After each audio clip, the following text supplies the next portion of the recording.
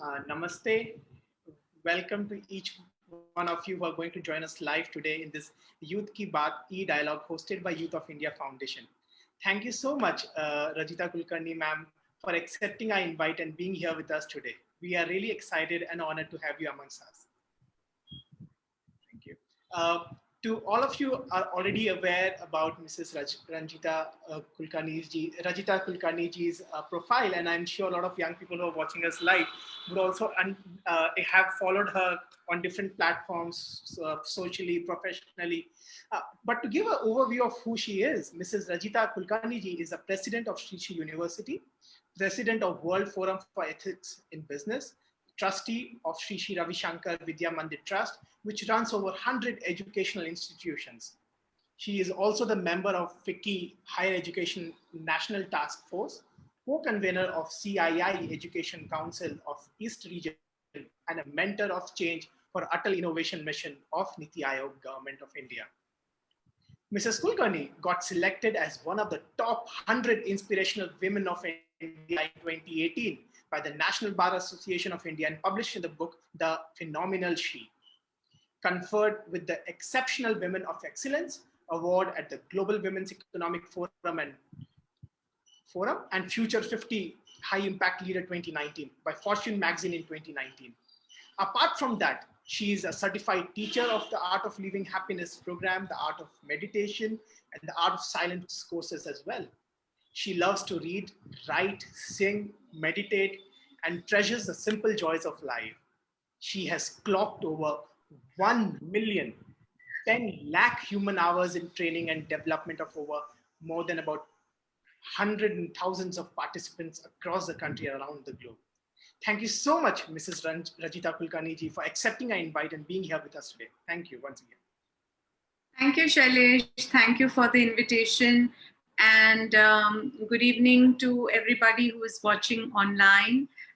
Firstly, I want to congratulate Shailesh, you and your entire team at Youth for India, and all those who are participating in your various initiatives, all the volunteers, and all those who are spending time for something more than themselves. It was very amazing for me to hear all the stories you told me about the work you did starting from the Nepal earthquake.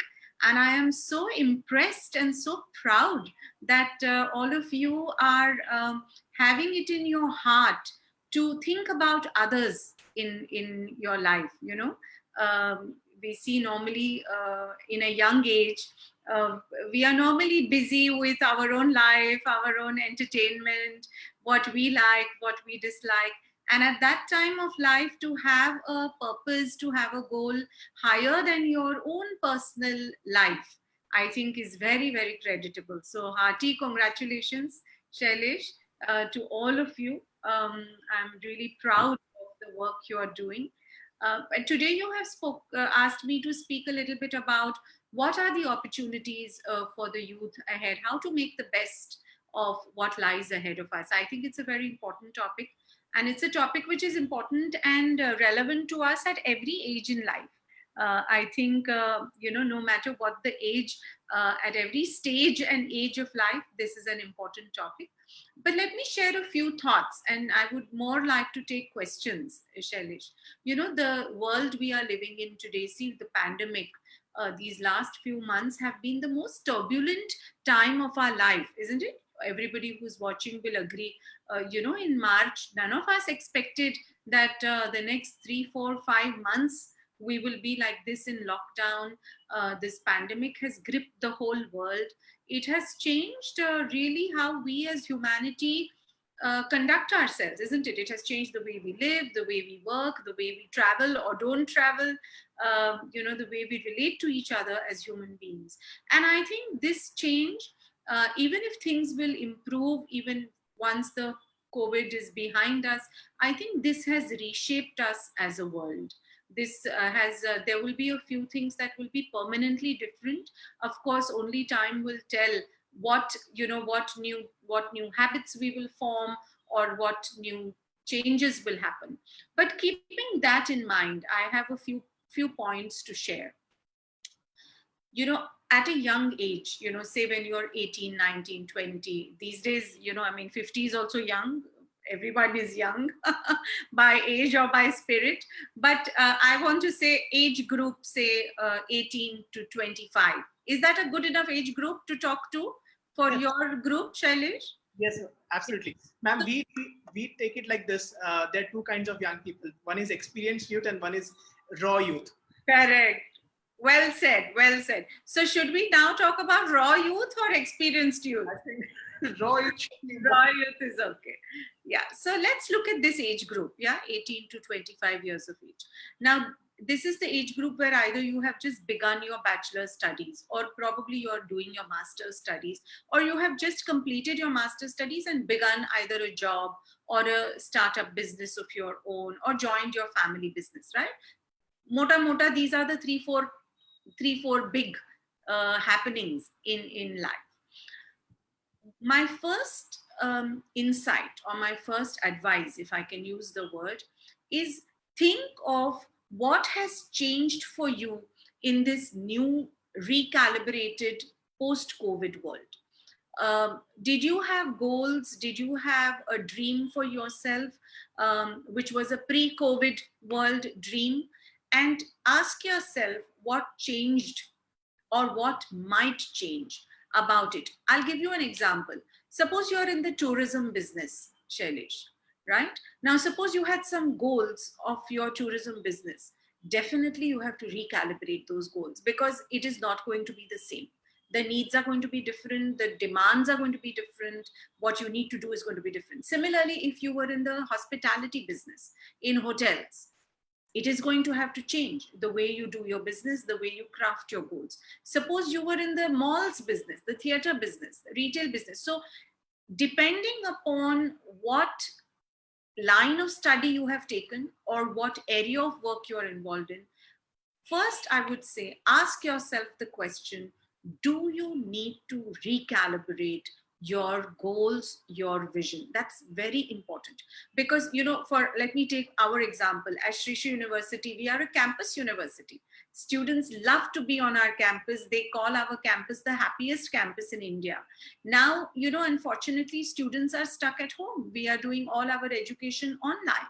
Now, one of the biggest charm about studying in Sri Sri University also was the experience on campus, which is what it is for all students. The campus life, the campfires and the fun in the canteen, along with what happens in the classroom, all the other things are important. But now that we are doing everything online, we've had to rethink about how we help students recreate that experience, or at least substitute it for in some way, so that we are now online and not physical. So my first advice will be, ask yourself what needs to be recalibrated about what you have thought about life. Because of this COVID, what needs to be recalibrated? Number one. Number two, assume you are students who have just started your studies, started your master's program or bachelor's program. I will say, challenge and expand your mind. See, the online world has made the whole world our oyster. Somehow in our mind, we were in the pre-COVID time, we were restricting ourselves, oh, I have to go and meet this one, or, in person, or now that is all gone. The whole world, otherwise you might have called me to Calcutta or some other city to do this talk, but today I am sitting in Mumbai, you are sitting in West Bengal, everybody's all around the world, and we are doing this discussion. So the online world, we have the COVID to thank for it. It has exploded our minds to be able to connect in a really huge way to the whole world. And I would say, use this opportunity, exploit this opportunity to the fullest. There are so many programs are happening online today, conclaves, webinars, master classes, people are hosting talks, people are hosting podcasts, all kinds of access is available to you.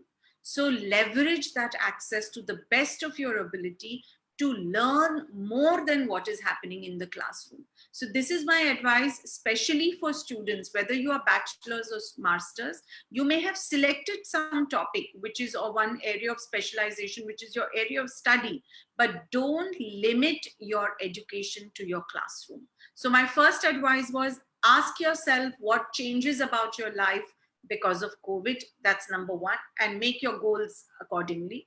Number two, if you're a student, don't limit your education to your classroom. Use all resources that are available to you. And, you should know that people are using them. So if you don't use them, it is only, you are restricting yourself. So treat the world as your oyster, because it indeed has become one. Use all resources outside. This is for students. In the same category, if you are a young entrepreneur or you are a young professional, then use the power of the online networks. LinkedIn has incredible number of networks. Twitter has networks. Instagram has networks. Not for fun and the social media part of it, where you're putting pictures and hashtags, but genuinely for positive networking, for positive relationship building, for learning what is happening in your business, what are others doing, what are others saying. Use the power of the network. So this is point number 2. Point number 3, now more than ever. I mean, I have always been a believer of that. I have lived my life like that. I will say there is no substitute for hard work, now more than ever. So if you're a student or if you're a young professional entrepreneur, push yourself to work more than what you thought was your capacity. Remember, the world is a flat, crowded place. It has always been. We are experiencing it today.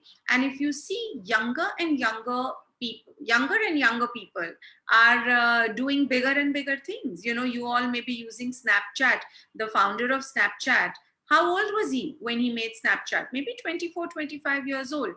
Zuckerberg did Facebook in his Harvard, dorm room. So younger and younger people around the world, whether it's business, whether it's technology, whether it's sports, whether it's arts, are really doing bigger and bigger things. So think of your competition not as your classroom or your college or your community. You stay in a particular building. Don't limit yourself to that as your world. Expand your world so you will know what is happening around, and therefore it will propel you to work harder. Anybody tells you that, now is the time to enjoy life, Arey, abhi to chill karo, baad mein dekhi jayegi, run 200 kilometers away from such a person. Because this time of your life, which you have, where you can really use it to train yourself, educate yourself, culture your mind, you will never get this time back. I can guarantee that to you. So work very hard, make solid plans for every day. What is the beauty of a day is every new day is a new opportunity to do things. At the same time, the day can, the sun will rise and the sun will set. You may have done nothing and the day will have passed. So use time as your asset. Work very, very hard. Every evening, I always say this to my students, that don't miss activity for action. You may have done 20 things, but if it doesn't amount for anything, it's no use. So think of tangible actions, and end of the day, review yourself. What did you achieve today? You will realize the minute you start asking yourself this question, your days will become more and more productive. So my third advice is really work hard. My fourth advice is build skills for the future. See, India is considered as a young nation. We are one of the young nations of the world. Our demographic, the constitution, how we are demographically constituted, is considered as our biggest capital. But that can become a capital if we have skills which are useworthy. If we don't have skills which are of use, there is no use of this demographic institution that we have. So, it is said that by 2030, which is not so far away, just 10 years go like that. By 2030, the top 5 jobs that will be available and required in the world, we don't even know what those jobs are going to be. So we are living in a world which is a VUCA world, volatile, uncertain, complex, and ambiguous world. We are also living in a world which is called a tuna world, Tuna. I want you to find out what is tuna. So in a VUCA tuna world, how can you build skills which are relevant, which are necessary for the future of the world that we are going to face in? In fact, I always do a masterclass on becoming future ready. There are a lot of these aspects that I speak about, that maybe sometime we can do it for your entire team. But read about it. See, today, look at the pandemic. Who are the people who are busy? Those who could teach meditation are busy. Those who can teach yoga are busy. Those who can teach dance, music are busy. Those who can teach cooking are busy. So a skill that can be virtually taught or virtually quote unquote sold are the people who are busy. So ask yourself, what might be the future? And therefore, what skills do you need to do? Today, artificial intelligence, machine learning, Internet of Things is becoming a part of life. Some of us are aware of it. Some of us don't even realize how it has gently, infused itself in our life. And it is the reality of our world. It is going to be more and more a reality of our world. So what do you need to do? What can you learn that cannot be easily substituted by a robot? Ask yourself that, build those skills. So my fourth advice will be, ask yourself what skills are necessary to be built to be able to be relevant in the world today and for the future, and build those skills. And number 5, take responsibility for your own life. This is now my advice to myself. I always start with myself. I never tell anybody to do anything which I cannot do myself. And I've shared this with everybody, because you know what? Things will happen. Life will happen. Challenges will come. Obstacles will come. Things will go up. Things will go down. Social media will say good about you. It may say bad about you. It doesn't define you. Don't let life define you. You define life. And when that happens, when you get the strength of spirit. And that is why in Shish University, every student learns meditation. Every student learns Sudarshan Kriya. Our day starts with sadhana. Even now, online, every student is doing sadhana. When you build the strength of spirit, then your energy is high, your enthusiasm is high, you can think for yourself, you can stand up for yourself. And at this age, it is so important, because otherwise you get affected by what your peers are doing, what they are saying, what their opinions about you are. For no reason, things can distract or even, break you. And you have to protect yourself, uphold yourself from that, empower yourself. And that is why I will say, do things that enable you to take responsibility for your own life. Meditate every day a little bit. Do some Surya Namaskar. My very favorite advice to everybody is do 5 rounds, 6 rounds of Surya Namaskar. You do it a few days, you will feel such a surge of energy. You will feel sharp in your intellect. You will feel full of positive energy and spirit. Then you will you will definitely only do good, positive things. So these are a few things. Of course, there are so many things we can talk about. But for now, this is a few things I will say. And I want to say, Shailesh, that, in Shish University, we are doing a lot of, therefore, all of these things which enable students to, for example, feel the global connect. How can you feel that connect with the whole world? How can you feel the strength of the spirit? Seva, what you guys are doing, when all our students actively involve themselves in seva. And when you do little seva, you realize that you already have so much, isn't it? Normally, at this age, we open the cupboard and even if you have 100 nice t-shirts, you say, oh, I don't have anything to wear today. But then when you see somebody who doesn't even have 2, then somewhere you realize, oh, I have a lot.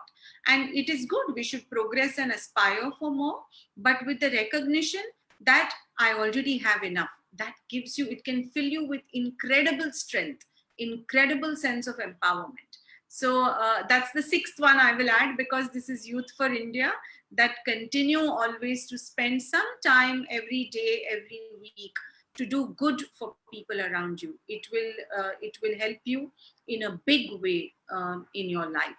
So this is where I will pause and I can take questions if there are. I think, ma'am, we didn't. I personally didn't want you to stop, and to say, I think with your entire talk or the entire thoughts that you have shared, I think there was not even a point. I mean, we can't tell that there were only six suggestions or six advices that came out. I think everyone had a sub tree or a branch coming out in itself that had lot to talk about in details, maybe in future, that we would love to again host you for. And what you rightly said on the last statement, that I already have enough. I think with this very attitude, if one has inculcated, I think it already makes everyone full and makes everyone realize that yes, I am full with gratitude. I have everything that I wish to. And then I think we can radiate and give more, as you said, and do more seva. So thank you so much, ma'am, for sharing in so many points, so many thoughts on it. I mean, I was just thinking that what are the things that I really need to work upon as well, about challenging ourselves to expand our mind, or maybe there is no substitute to hard work. And often it has happened that, as youngsters, as we would want to take shorter routes to get that success and get that goal. But then I think with today's dialogue and discussion, it has once again reaffirmed our values, and it has reaffirmed to us that yes, it is just the longer way. Longer way or the shorter way, there is no substitute for hard work. And about how to utilize social media, I think this has been a very apt point that has been touched upon. For a matter of fact, that social media is a massive tool, just like an ocean. The deeper we go, the more the jewels and the more the greatness that it shows us. And thank you so much for putting in that every day is like a new opportunity. And I think that was really important to make us distinct between that activity and the action. Often with the regular course of our activities, or the works, or doing something, makes us realize that it is a productive activity rather than getting confused that it is just an action maybe. And thank you so much for all that you have shared with us today. And I'm sure a lot of young people who would be watching us today now, and then again over this one day, and then further, whether when it will be online, I think it would help each one of us. Yes. Shailesh, I want to say here, firstly, you have recapped it very nicely. I saw you were making notes. That's always an impressive sign for me, because if you make notes, it shows your keenness to learn for yourself. And I believe that if you write down something, you never forget it. So very well done. And I want to say this because a lot of young people are going to watch this. See, this is a difficult time for all students. It is a difficult time generally for education. See, we are seeing what all is happening about the IIT and the NEET exams. These are JEE and NEET exams. This is a tough time. And out of the 900 plus universities in India, not everybody has been able to move online.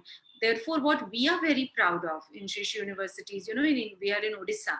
And before the 22nd or 21st March, which was our national curfew day, remember? It feels like long back.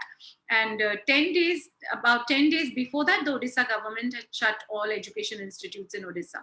So we had to shut down. In just 3-4 days, we were able to send all our 2,000 students back home. Our students come from all over India. So we had to organize, make sure everybody was safely had gone back to their homes. And within those 3-4 days, we prepared everything, back end, front end, teaching capability to go online. And we completed our entire last year's curriculum online. Exams were held online. Results were declared.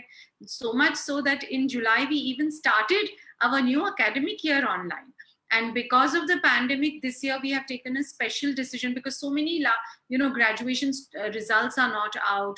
So many results are not out. So therefore, especially for programs like MBA, now just recently AICT declared that we don't need to wait for the graduation marks. But because of this reason, we have taken a special decision this time that we will keep our admissions open for another month. And we are still accepting admissions for MBA, for some of our other master's programs. And and we are, really, this is a time, because It is Gurudev's university, and Gurudev has advised us that we should do our best to go more than halfway to benefit and to, for the sake of the students, because this is indeed a difficult year. And I would urge all students who are watching me and listening to this, take advantage, reach us. You can visit our website, shrishuniversity.edu.in, and look at how you can apply, talk to our counselors, and don't be disheartened. Don't be distraught. Don't feel that, things are not going your way. If there is a course we have more than 43 courses. So if there is a program we have which is of your interest, you reach out to us and we will see how best we can we can accommodate your request. So this is a special urge to all young students, especially bachelors, those who want to do bachelor's programs and master's programs, that you can reach us in Shish University. Ma'am, I think it is very rightly shared. Thank you so much for sharing that as well. Studying within the grace of Gurudev itself is like a blessing and an honor. And thank you so much for that. But ma'am, just quickly reminding me of something that I remember, because we have been very active on the climate front, contributing our efforts for climate action. We remember rightly that Sri University was also awarded as the most green campus. So would you like to share some of these practices that you are, as a university that is doing, or maybe what are the solutions that even other colleges and institutions can apply in their daily activities? You asked me my favorite question, Shailesh. I'm happy you're asking, because the one story I don't tire ever of telling is in 2009-10, when the first time I visited our Shrish University. It was just a site at that time with Gurudev. There were only 2 trees. We have a large campus. It was a barren land. There was no grass, nothing. Forget small shrubs. There was nothing, just 2 big trees. And, at that time, we made a resolve that we will make this into a green campus. Today, we have over 100,000 trees. We grow about 40 to 45 types of fruits and vegetables. About 50 types of birds are visiting now, including peacocks, and so many exotic birds are visiting our campus. And, we have done it, like I say, we are growing this campus bench by bench, brick by brick, and tree by tree. So every year we plant trees, just before the rainy season. All our students plant trees. Every hostel has a patch of land where the students themselves plant trees, grow them. We have a big faculty of agriculture, Shailesh. So as a part of the practicals also, our students are experimenting with different techniques of planting and growing their own gardens. About a week, a month, we can cook in our kitchen what we grow on the campus, all kinds of vegetables. And every guest who comes to the campus, we have a symbolic event, or every day somebody is planting a tree. So caring for the environment, I think, has become our DNA. We are living it. We don't even, it's like how you grow up. When you start brushing your teeth, you have to make little effort. Then you don't even realize you are waking up every day. That's the first thing you do automatically. So I think planting trees, growing trees has become second nature of ours. Also in our faculty of architecture, we are the only university in India which has got the CII IGBC, Indian Green Building Council award for teaching green architecture. So we said that since we are so concerned and we are caring for the environment, we should teach architecture which is sustainable. So we are teaching green architecture in our faculty of architecture. And we've also recently, along with Al Gore, the former vice president of the United States, Al Gore has a climate reality project happening worldwide. Along with that institution, we have set up a research center for climate change in our university. And there is a lot of work we are doing therefore in partnership with this institution and on our own on all subjects. In fact, this year we are starting a master's and a bachelor's program on environmental sciences, and none other than Vandana Shivaji, who is such a famous herself name in this space. She's on our advisory board. And Eric Solheim, who was the 6th Secretary General for the United Nations Environment Program, has recently joined our advisory board. So I think what we are doing is first by action. See, because you cannot talk about something if you don't do it. So we, I think, have done it. We physically, each one of us has planted trees, soiled our hands, planted trees, seen them grow, nurtured them, cared for them. And I think now we are expanding that spirit to what we teach, the kinds of programs we teach, the way we live our life. So I think in a multifarious sort of approach, we are doing this, and we will do more. There is more we will do. In fact, we are trying to see how we can use wind power, hydel power, because we are close to a river in Odisha. Solar, so we are anyways using. And so, you know, we are a young university, just 6-7 years old, but in that much we have achieved this, and we will continue to do more.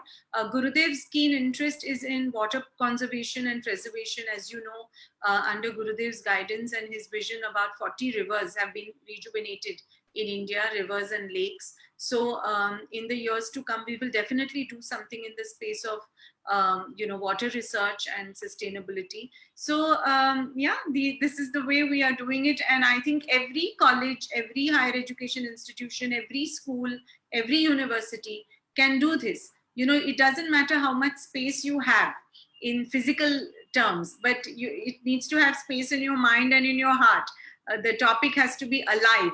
So we are doing this. Even the way we have done our architecture is climate compliant. So our buildings are all, our land had a lot of quarries. So we didn't fill up the quarries. Our buildings are inside the quarries. Because of this, it stays cooler. You know, Odisha, as you know, West Bengal, Odisha, actually all of the world is becoming hotter now. So this keeps the climate cooler. And, so even architecture of the campus, we are designing it in a way that is, that keeps in mind climatic conditions and how we can make the most of them. So these are few of the things we are doing.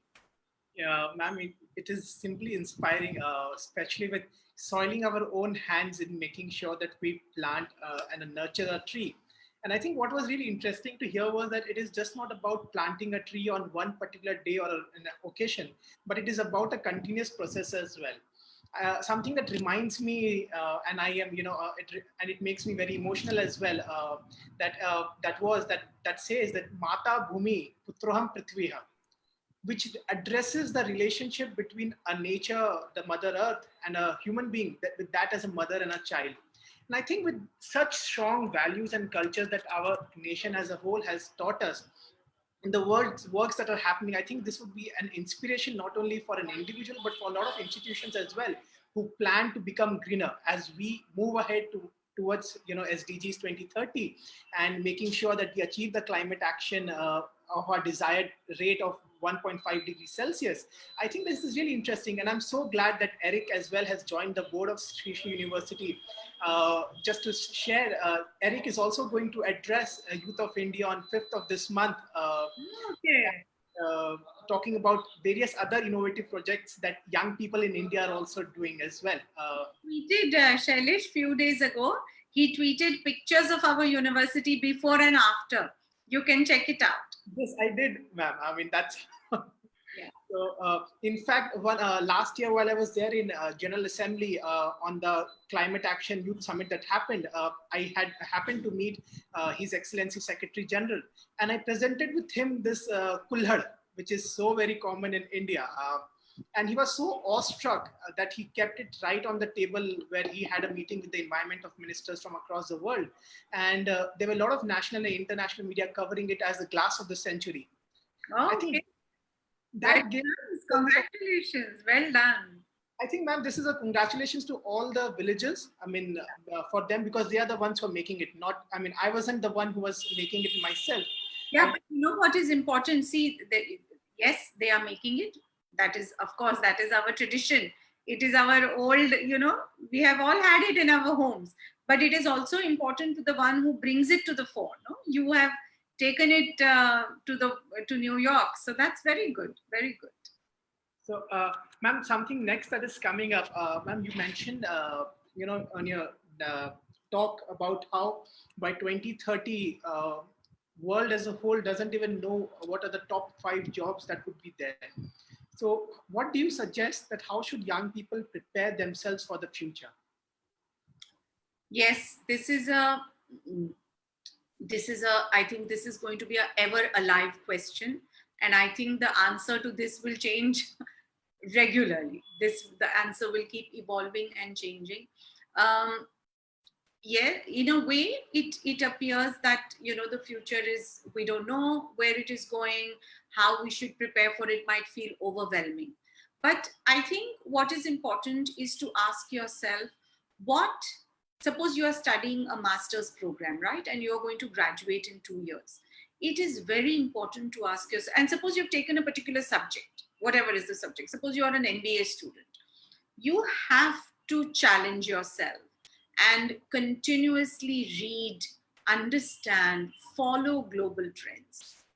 These days, what shocks me sometimes is that even when I meet students from, you can say, the top Ivy League, sometimes schools, the habit of reading has gone out of our lives. And that is something I keep reminding young people, that you have to read, not just Twitter length or Instagram hashtags. That's not reading. Read, do deep reading. So you have to challenge yourselves and ask, are you following the trends of what's happening in the industry of interest to you? What are the new disruptions? What are the new innovations? Who is speaking? What are they speaking? What is the thought leaders? What are the thought leaders speaking about your industry? You have to follow it. See, I am a banker. When I was in consumer banking, we were the pioneers. I worked with Citibank. We were the pioneers of ATMs. We brought ATMs. We were the pioneers of phone banking. We were the pioneers of contactless remote banking. The Subidha brand that we launched. Now all of that is become the norm of the day. Nobody even might think that, oh, was it ever possible that you couldn't reach your bank 24 hours? So that was the innovation then. But today, now fintech is the whole is the trend. Today technology companies are becoming banks. So things are evolving. And when you look at a time continuum, you look at point 1 and point 2, it seems like there is a big change that has happened. But if you keep looking across the continuum, you will go through with the change. So my one advice, and it's a very good question you asked, is that follow trends, follow news, read about what's happening in your business, read about what people are saying. That's number 1. Number 2, let me think. This is a good question you asked. So it's a good reflection to do. What is the other thing you can do? Number 2, yes, teach yourself micro courses. See, one is, suppose you're an MBA student and you're doing a specialization in finance. In your curriculum, you will get what you have to get in finance. But are there any allied subjects? Are there any connected things that you need to learn over and above that? If yes, enroll yourself for that. Learn micro courses. It will be it will act as a little bit of a pressure for you. It will add to your workload, but it will be very, very valuable for you. That's, I would say, number 2. Number 3, it is always being said today that in the way medical science will progress, people will land up living more. Average age can go to even up to 110 years old. And therefore, people will land up having almost 6 different careers, Shailesh, in their life. And I believe it. I was a banker, now I'm in education. I am in my second career, and I had to reteach myself. I was a cat banker. I knew everything about finance and banking. But in education, I had to teach myself. I had to read, understand, listen, participate in events, hear what people are doing. So I think it is a good idea in the world of today to already prepare a backup career. What is going to be your second career? Or it need not necessarily backup, but is there a second track that you can start preparing yourself? I know a lot of people who are, say, for example, professors today, but are training to become yoga teachers tomorrow. or our CEOs today are training to become coaches tomorrow. So that will be my third advice, that start looking at a parallel track which is in line with where the world is moving. See, even 5, 7, 8 years ago, we did not have a concept like what today we work or others are doing. Shared spaces of work was not a concept. Shared cab drives was not a concept. Airbnb was not a concept. But these have come up now. So I think it is also important for us to therefore challenge ourselves and understand and soak in to what is happening to the world, to say, okay, let me connect the dots and therefore see what new things might come up. Yeah, ये थोड़ा हमको challenge करना पड़ेगा, and that is where I feel meditation is so important. You know, when you meditate, you harness that very deep intuitive power in yourself, which is when things might, click to you. Sometimes things just click and you don't know from where it has come. That is when you can connect. It is, see, our olden people, they did not have any innovation infrastructure or innovation frameworks where they lived in their gurukuls and kutirs, but they invented so many things. Think of Aryabhatta, Sushruta, where did they have any innovation budgets? No, but something from deep within came. And I think that is the big power that we can harness. So these are a few thoughts, Shailesh, that come to mind. But you asked me a good question, and I'm going to reflect on this a little more and see if some new thoughts also emerge about this question. Thank you so much, ma'am. I think even what you have addressed for the moment would be sufficient for a lot of us to take in. But that's very kind of you, and shows you humility that you are ready to also reflect upon and share with the wider youth community in future once we have got the answers as well. For a lot of viewers as well, she is a very recognized writer as well, and you should maybe read some of her books, which is the Vasudev Kutumbakam, or maybe the Great Women of India. And I'm sure there would be a lot of inspiration that can be come out, or we could get while we read her writings on life and leadership, or maybe even on LinkedIn. The two of the very recognized articles that I remember, one of them which I read very recently had about 210,000 readers, and I'm sure this is because of the young people are reading it. I'm sure the content has a lot to give in and inspire and make sure, and it makes valuable, actionable changes in the lives of the people. I'm sure it would also help to you as well. So thank you so much. Started, Shailesh, inspired by, or I can say pushed by our young friends in the university and the young students. They kept telling me, ma'am, you're writing, but you should also make videos. And I was, I said, okay, I'm so busy. But recently I have started making videos and posting on my Twitter.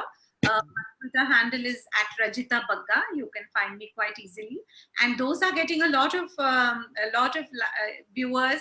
I have recently posted 5 videos about building 5 critical skills to become future ready. If you follow me on Twitter, you can read those. It's @Rajita Bagga. You can follow.